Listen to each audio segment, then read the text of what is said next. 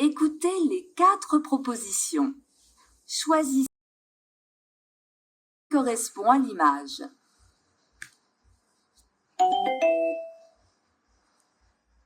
Regardez l'image 1. A. J'aimerais ouvrir ce colis. C'est un cadeau. B. Je n'arrive pas à écrire le courrier pour le directeur. C. Je voudrais envoyer cette lettre, s'il vous plaît. D.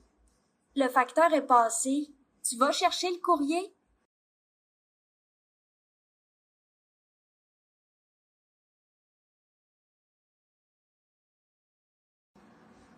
Regardez l'image 2.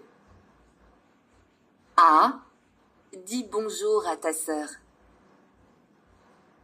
B. Donne-moi mon sac. C. Prends des gâteaux. D. Viens boire ton thé.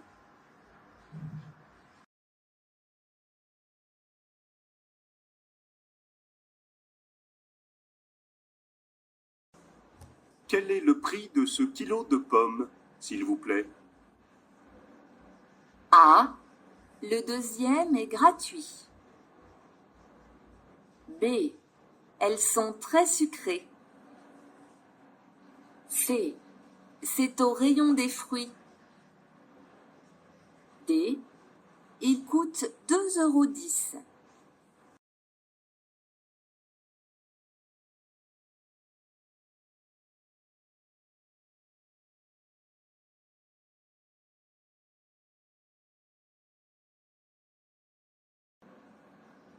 Mon ordinateur ne fonctionne plus. Je ne sais pas comment faire pour mes devoirs. Tu peux m'aider, s'il te plaît? A. Oui, c'est un bon conseil. B. Oui, il coûte trop cher. C. Oui, j'arrive tout de suite. D. Oui, tu as bien travaillé.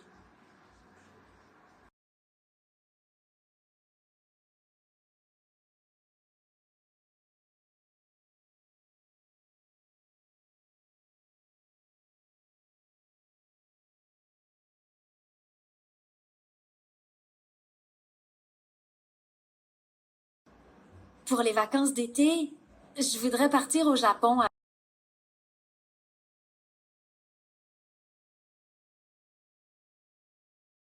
Qu'est-ce que t'en penses? A. C'est vraiment dommage. B. Elle aime beaucoup cette ville. C. J'ai un peu de temps libre. D. Quelle bonne idée!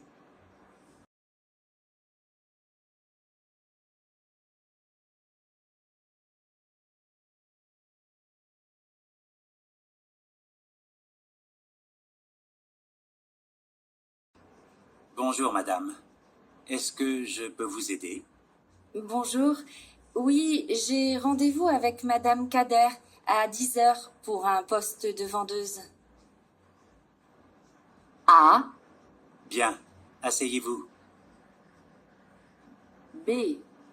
Entendu. Allongez-vous. C. Pardon, taisez-vous. D. Silence. Levez-vous.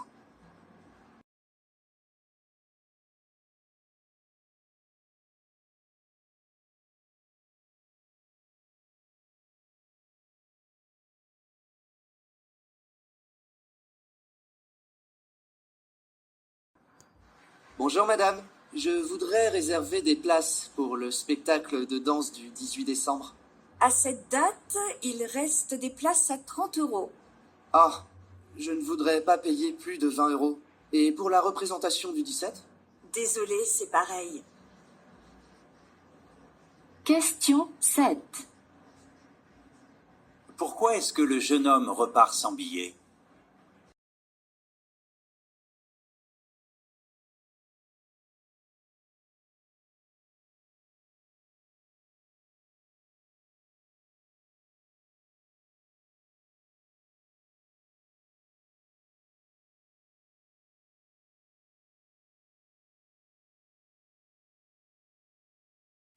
Hôtel du Centre, bonjour.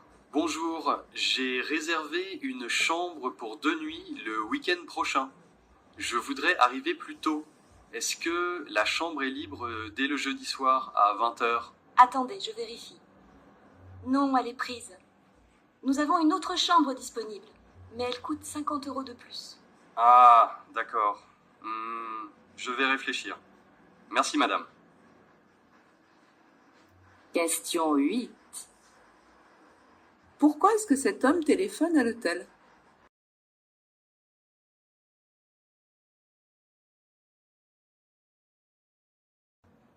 La météo a annoncé de la neige sur Montréal. Je me méfie des prévisions, tu sais. Ne me reproche rien si tu attrapes froid. Bon, d'accord. Pour une fois, je vais t'écouter. Je prends mon manteau.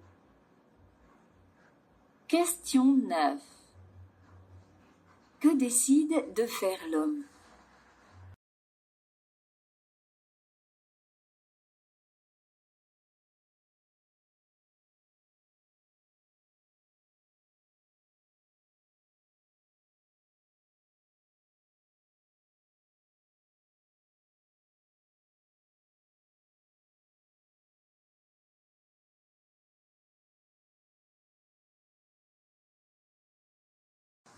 Léo, comment ça va depuis que tu es dans ta nouvelle maison?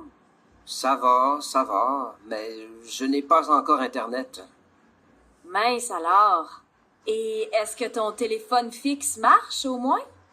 Oui, mais je n'en ai pas vraiment besoin. Je viens de m'acheter un ordinateur tout neuf, mais sans Internet.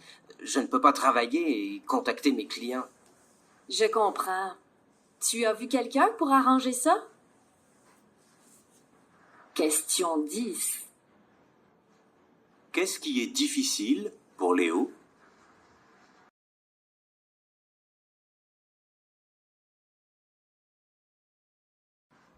Allô, Paul, tu peux m'aider? Qu'est-ce qui t'arrive, Lydie? J'ai laissé mes clés de voiture dans la salle de conférence et elle est occupée jusqu'à 20h. Je peux te ramener si tu veux. Oh, merci, ça m'arrange. Je dois être chez moi à 18h30. Demain, je viendrai en transport. Question 11. Quel est le problème de Lydie?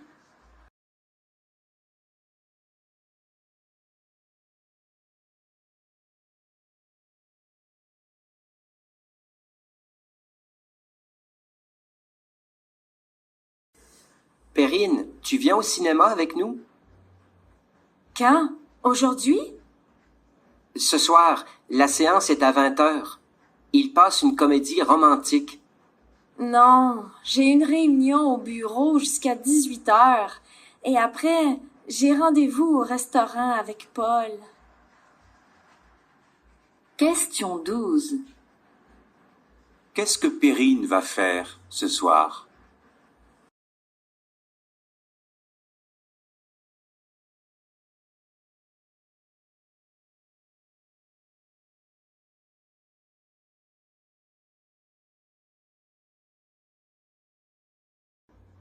Salut Marion. Salut Thomas, ça va?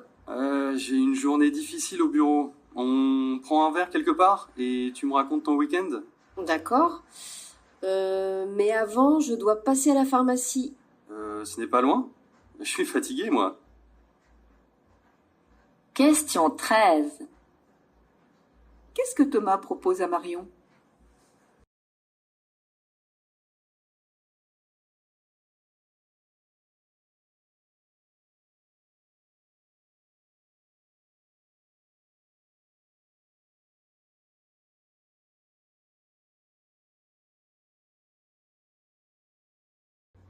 Salut Marion. Salut Thomas, ça va?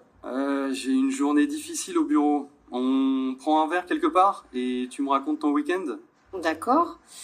Mais avant, je dois passer à la pharmacie. Ce n'est pas loin? Je suis fatigué, moi. Question 13. Qu'est-ce que Thomas propose à Marion?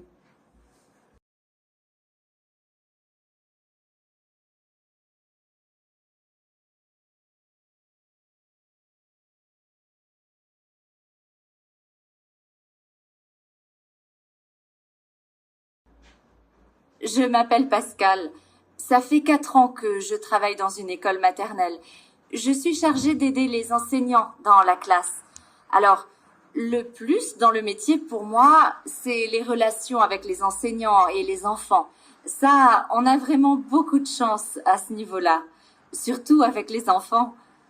Les côtés négatifs du métier, je dirais peut-être les journées un peu longues dans le bruit, parce que les enfants sont quand même en général bruyants. Question 14. Qu'apprécie Pascal dans son métier?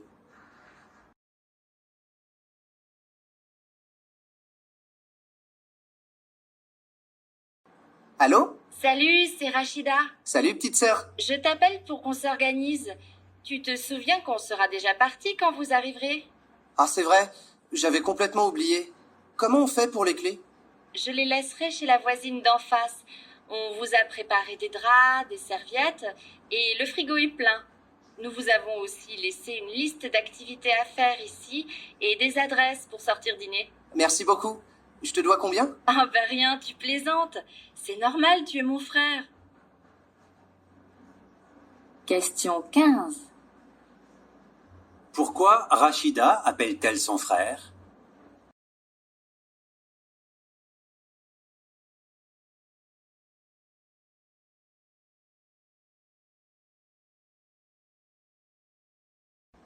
Samira, tu viens de Matagami. Depuis ton installation à Québec, qu'est-ce qui te manque le plus? Il y a les parents, ma sœur, les copains, mais entre les mails et le téléphone, ça ne me pose pas plus de problèmes que ça. Bien sûr, il me manque, mais c'est si agréable de vivre ici à Québec que je pense y rester quelques années. Question 16. Qu'explique cette personne nouvellement installée à Québec?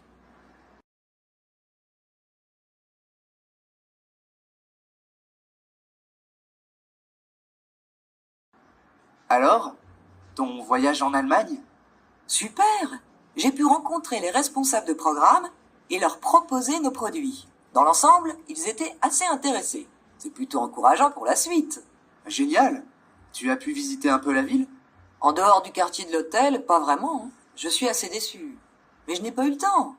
Je ne suis resté que 3 jours et j'avais beaucoup de personnes à rencontrer. On mangeait tout le temps au restaurant de l'entreprise, les journées se terminaient tard. Question 17. Que regrette la femme?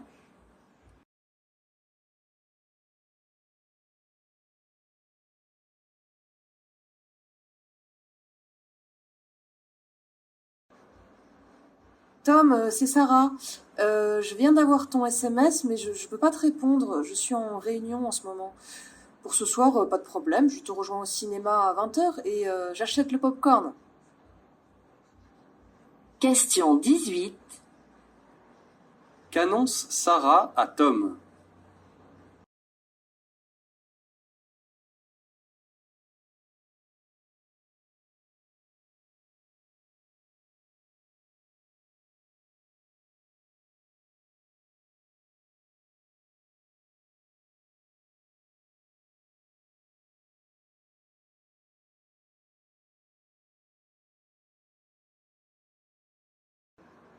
Salut Laurent, c'est Martin.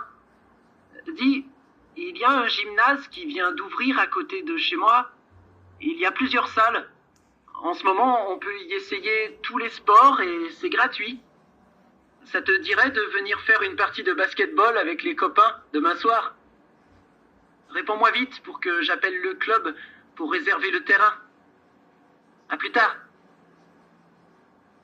Question 19. Que propose Martin à Laurent?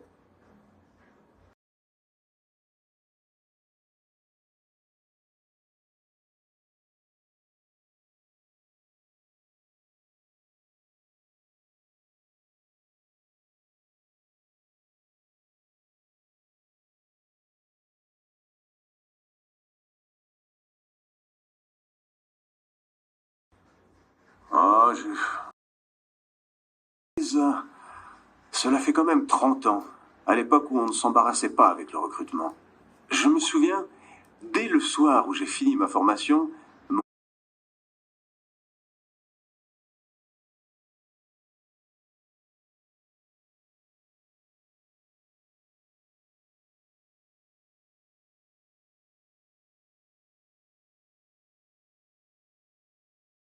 Stéphane, est-ce que Corinne est rentrée de sa mission au Japon?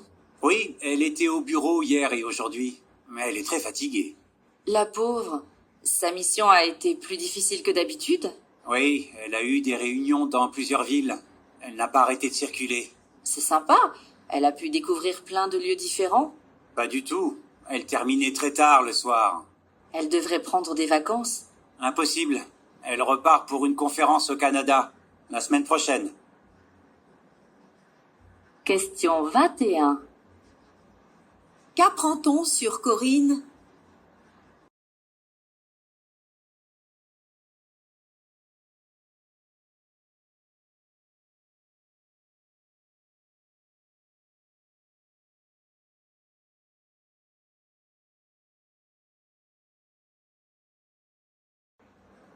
Je crois que les difficultés en matière de lecture ont des causes à la fois individuelles et sociales. Les parents, par exemple, parce qu'ils sont angoissés par l'avenir de leurs enfants, leur présentent souvent la lecture comme une obligation, une démarche indispensable pour réussir, et c'est une erreur, parce que la lecture est avant tout un plaisir. Un livre, c'est un voyage, une découverte, une aventure, et il faudrait faire découvrir la lecture aux enfants comme on leur fait découvrir la cuisine chinoise ou les jeux dans la neige. Et puis, les parents refusent aussi souvent à leurs enfants des lectures qu'ils considèrent comme mineures. Les bandes dessinées, par exemple, et ça aussi, c'est une erreur.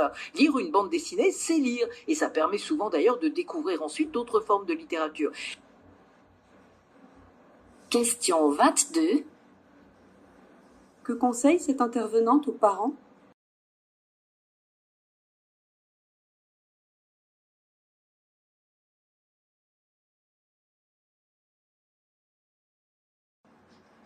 Malheureusement, je n'ai pas de vacances. Je viens de changer de travail. Ah bon? Tu ne te plaisais pas là où tu étais? Si, l'ambiance était vraiment bonne. Et j'avais un bon emploi du temps. Oui, je me souviens. Et tu as trouvé encore mieux? En fait, c'était sympa, mais je n'avais pas de possibilité d'évolution. Alors que là, les perspectives sont bonnes. Enfin, si je survis aux horaires imposés. Et l'ambiance est aussi bonne qu'avant? Oui, je pense que ça va aller. Mais je ne connais pas encore beaucoup de monde. Il faut du temps. Question 23. Qu'apprécie la femme dans son nouveau travail?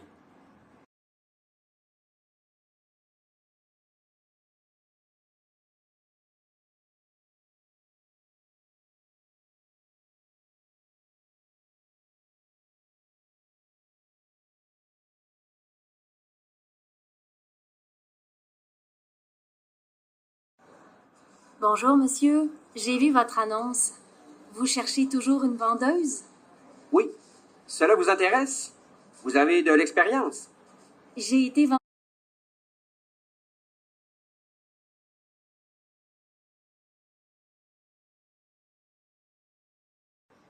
Deux manières de ne pas goûter les aliments. C'est de manger en silence, on les trouve moins bons. Ou de manger avec un bruit sonore, de la musique constamment, ou un bruit de fond continu qui altère le goût des aliments. La dimension sonore adaptée au goût des aliments, c'est la parole. Il faut commenter tout ce que l'on déguste, commenter les aliments, et à ce moment-là, on éprouve mieux leur goût. On éprouve mieux leur saveur quand on discute avec quelqu'un, alors que lorsque l'on est seul dans le silence, le plaisir de manger et de boire est bien moins grand. Question 25. Selon cet homme, qu'est-ce qui permet d'apprécier pleinement ce que l'on mange?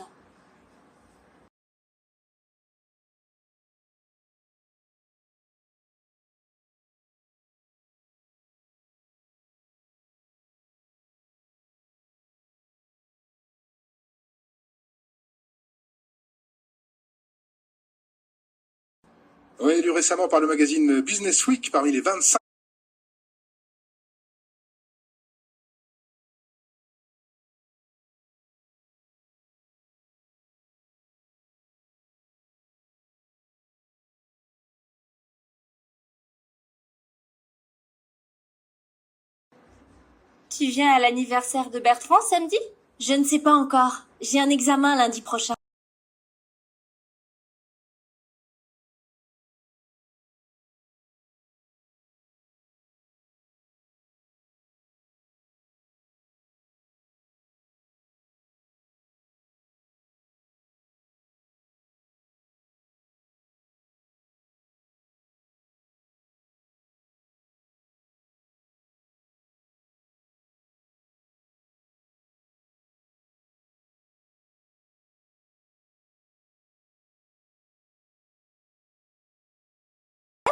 Plus ou moins. Mes cousins de Toulouse sont venus passer une partie des vacances à la maison. Et j'ai dû leur faire visiter les monuments et les musées de Paris. Tu as pu travailler un peu? Oui, mais je dois encore étudier les maths. Question 27. De quoi parlent les deux jeunes filles?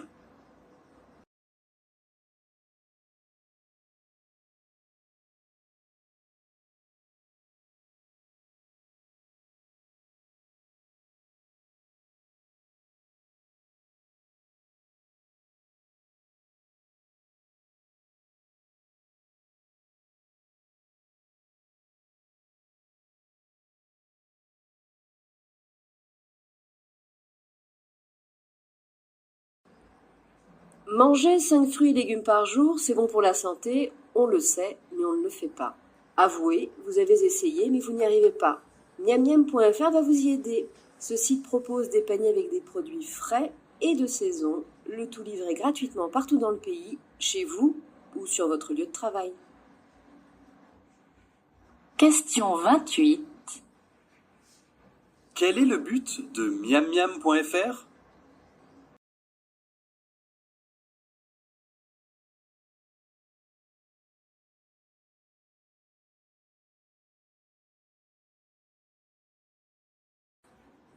Alors, Patrick, ce stage d'informatique à la Tulipe? Oh, ne m'en parle pas. Horrible. Je suis ravi d'être au boulot. D'abord, il a plu toute la semaine, avec une tempête, t'aurais vu ça. On pensait pouvoir faire des balades en fin de journée. Il n'y a que moi qui voulais encore marcher malgré la pluie. Les autres se retrouvaient au bar pour jouer aux cartes ou refaire le monde. D'autres ont passé leur temps devant la télé. Eh bien, bravo. Pour prendre le bon air, c'est réussi. Et je ne te décris pas le trou que c'était. Rien à voir à des kilomètres à la ronde. Question 29.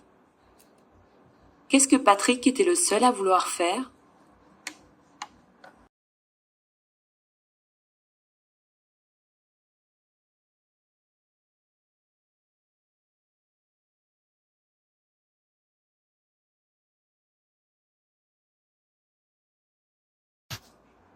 En mathématiques, les mots sont redondants, c'est l'ordre des mots qui fait tout le sens.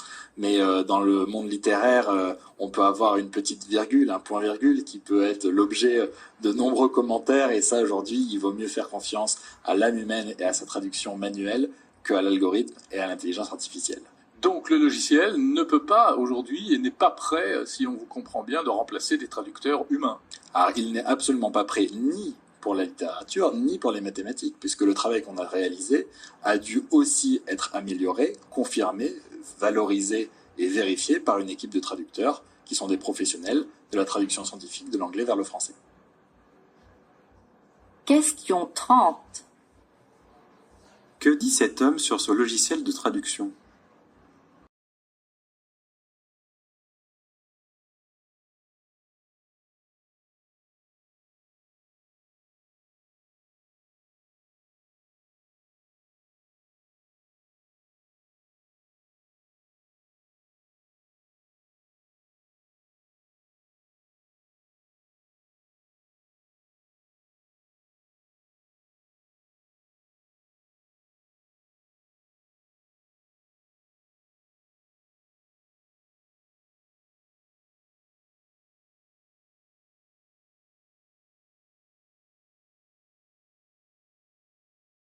Là, on vient très récemment d'observer pour la première fois un trou noir, Hubert Reeves. Quelle a été votre réaction? Oui, c'est le moment où on découvre une chose pour la première fois, et surtout le fait que cette idée des trous noirs, qui a été inventée par Einstein dans les années 1910-15, je me souviens pas, c'était au départ une théorie.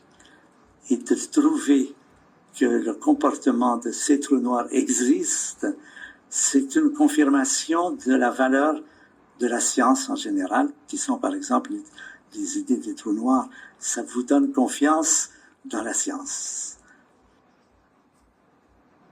Question 31. Selon Hubert Reeves, pourquoi cette première observation d'un trou noir est-elle importante?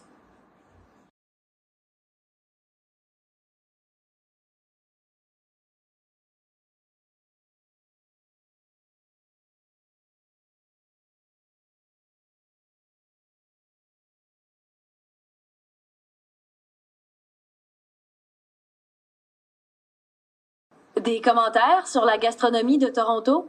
On y mange très bien, mais c'est impossible d'y manger la même chose 4 ans plus tard. Comme à Québec, la gastronomie est très tendance. Qu'est-ce qui se passe aujourd'hui? Qu'est-ce qui se passera demain? Mais qu'est-ce qui s'est passé hier? On ne veut plus rien savoir. Qu'est-ce qu'un restaurateur doit faire si sa cuisine n'est pas tendance, mais tout aussi bonne? À Toronto, il doit la changer. C'est différent à Québec. J'ai l'impression qu'à Toronto, la capitale des affaires, on gère tout aux dépens des valeurs sûres. Question 32. Que constate ce journaliste sur la gastronomie à Toronto?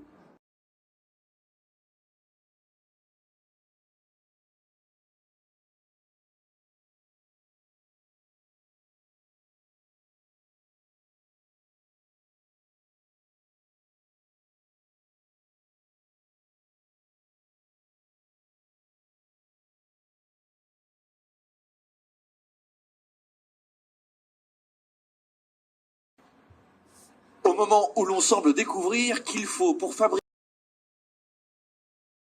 aux Pays-Bas et un autre à Chypre, un atelier de découpe de viande en Roumanie, un grossiste en Midi-Pyrénées, une usine au Luxembourg, ne serait-il pas temps d'examiner d'un peu plus près ces fameux circuits courts? Les quoi? Les circuits courts. Des modes de distribution alimentaire qui limitent les intermédiaires et les distances parcourues entre le producteur et le consommateur. Réseau d'achat groupé, vente directe, commerce locavore, et si le circuit court-circuitait notre modèle agricole, et si la consommation de proximité devenait une alternative crédible à l'agriculture mondialisée? Question 33. Qu'apprend-on sur la mise en place des circuits courts?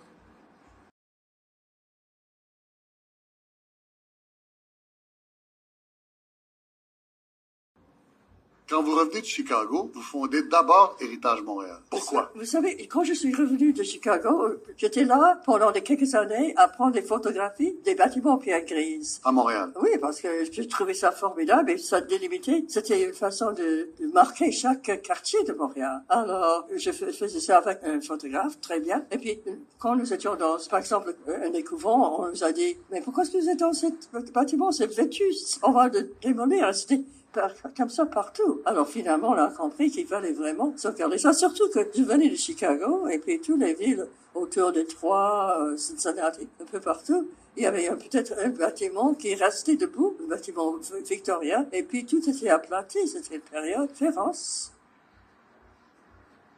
Question 34. Dans quel but a été fait ce reportage photo?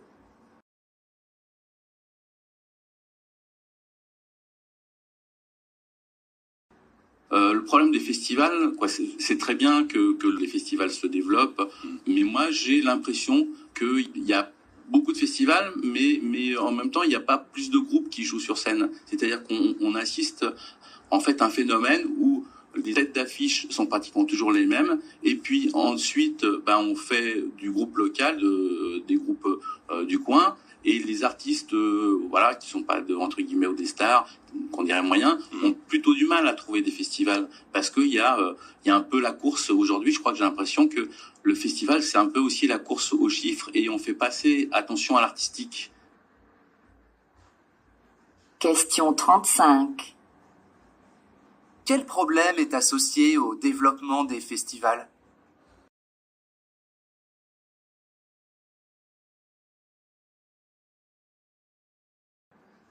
Il y a un manque de clarté au niveau de la politique des dates de péremption au Canada. Parce que souvent, les consommateurs vont peut-être jeter les produits quand la date meilleure avant est passée. Mais ça ne veut pas nécessairement dire que le produit est insalubre. Le produit peut être encore bon.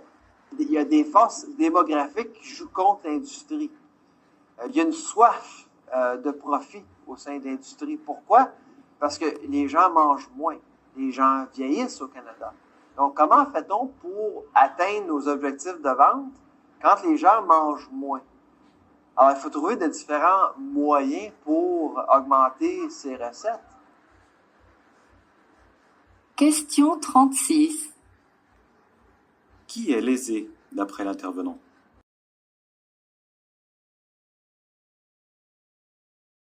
Je suis recruté chez JP Morgan, à Londres, pour bosser sur le pétrole en fusion-acquisition. Et c'était payé vraiment une fortune, 38 000 francs par mois. Je savais pas du tout ce que c'était, autant vous dire que vraiment la finance, machin. Mais bon, j'y vais, l'appât du gain, malgré tout. Et l'appât du gain, pourquoi? Parce que je me suis endetté pour financer cette école de commerce. Voilà, je découvrais des trucs dans le prolongement de cette école de commerce, et je me rendais compte, expérience après expérience, que c'était pas du tout ma voie, et que je n'avais sous aucun prétexte, même un prétexte financier très important, je n'avais envie de poursuivre dans cette voie. Question 37. Pourquoi l'intervenant a-t-il accepté de travailler chez JP Morgan? Les pays européens sont presque tous d'excellents élèves de l'écologie. Est-ce une bonne nouvelle? S'interroge le Figaro. Pas si sûr. L'Europe, dit Gérard Dupuis dans Libération, ne paraît vertueuse que parce que son double décimètre était truqué. Les quotas de rejet de CO2, fixés à l'avance, ont été calculés de manière à ne pas trop effaroucher les industriels. Du coup, ils ne servaient à rien. Mais, reconnaît Gérard Dupuis, il serait tout aussi erroné, à l'inverse, d'avoir des exigences drastiques mais irréalistes. Les industriels savent d'ailleurs agiter un épouvantail efficace. La méthode la plus simple pour arriver à une absence complète de pollution, c'est de fermer une usine et de la délocaliser sous d'autres cieux. Ce n'est pas toujours une menace en l'air. Question 38. D'après le journaliste, en quoi les bons résultats européens en matière d'écologie sont-ils contestables? Tes recherches sur les algues, ça avance? Oui, pas mal. Mais tu étudies quoi au juste? Leur système de reproduction. Dans un milieu aquatique, le vent ou les insectes ne jouent évidemment aucun rôle. En fait, ce sont des petites boules au bout des tiges qui se fendent et attirent les cellules mâles pour les féconder. Et à quoi te serviront ces découvertes? Par la suite, on pourra multiplier ces algues et les utiliser dans la composition des produits pharmaceutiques. Question 39. Que cherche à étudier cette personne à propos des algues?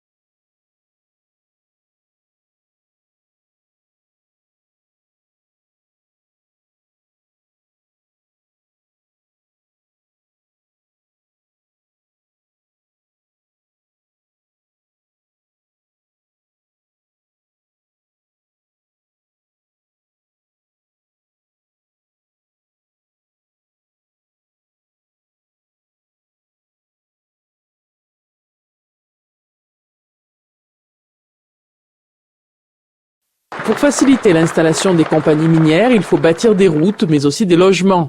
Le nombre de citoyens à Fermont, une ville en plein boom minier, va doubler, comme l'explique sa mairesse. Il y a des secteurs de rue qui vont ouvrir d'ici les prochaines semaines, d'ici le prochain mois. Pourquoi? Pour répondre aux besoins de construire des logements, des habitations, des bungalows, des appartements aussi pour les gens. C'est tout un défi qu'on a à relever. Selon cet élu, en quoi consiste le défi à relever?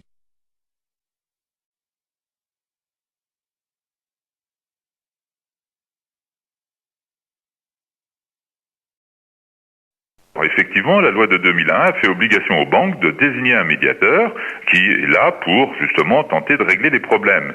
Et la FUB a fait voter à l'époque que les modalités pour saisir le médiateur doivent être précisées dans le relevé de banque et dans le contrat. Donc pour savoir comment saisir le médiateur, il faut lire le relevé de banque ou le contrat, on doit y avoir toutes les précisions. Le médiateur a 2 mois pour rendre un avis, ce n'est qu'un avis, entendons-nous bien, et là, disons qu'il y a parfois un petit problème. C'est d'abord peu de clients ont recours au médiateur, il faudrait être beaucoup plus, disons, nombreux, et deuxièmement, ce sont parfois des renvoyeurs de balles, c'est-à-dire ceux qui s'adressent à eux ont le sentiment qu'ils n'ont pas été compris ni entendus.